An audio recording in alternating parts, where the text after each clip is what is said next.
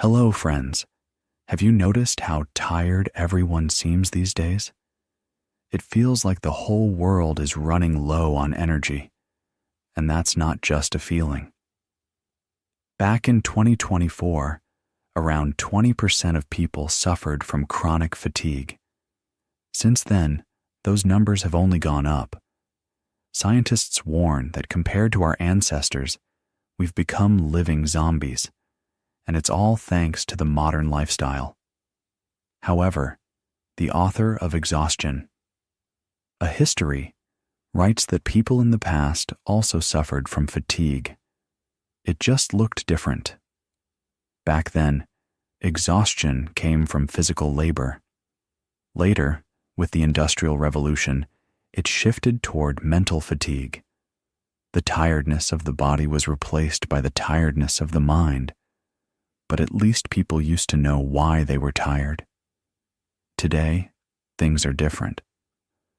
Over the past 50 years, we've completely changed our environment, and now the cause of fatigue isn't so obvious. For an ancient worker, recovery meant simply not working. For an intellectual of the 19th century, it meant putting the papers aside. But the modern person doesn't really know how to rest. For some reason, we think that watching a show or playing a game is rest. We're constantly told that it is. An accountant who spent all week crunching numbers goes to the movies on the weekend, where another detective story overloads his brain even more. Students, exhausted after classes, jump into games that make them think again. Our biggest mistake is confusing emotional stimulation with rest. If something feels good, we assume we're relaxing. But that's not true. TV, social media, smartphones, they all feel like rest, but in reality, they only deepen our fatigue. We replace genuine rest, sleep, movement, solitude, mental stillness, with artificial pleasure.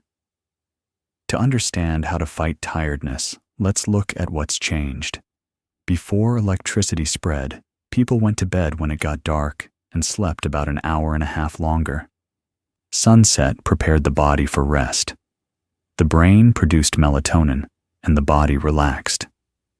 Today, 70% of people fall asleep with their phones in hand. The blue light from the screen tells the brain, "It's daytime, stay awake." As a result, we miss out on deep sleep, the phase that restores us. Modern entertainment disrupts our circadian rhythms, and those rhythms are the foundation of real rest. Lesson number 1, sleep more. But it's not just about sleep. We also desperately lack movement. In 1970, only 20% of people worked at desks. Now, over 70%. We sit at work, then sit again at home. Research keeps proving that inactivity is even worse than smoking. The best rest after a sedentary day is active movement. Studies confirm that even basic physical activity can help eliminate chronic fatigue, even if it's lasted for years. Lesson number 2, move more. But the mind also needs rest. True recovery happens when you're not looking at people, not talking, just doing nothing, preferably in nature. And although most people dream of this, they don't do it, even when they can.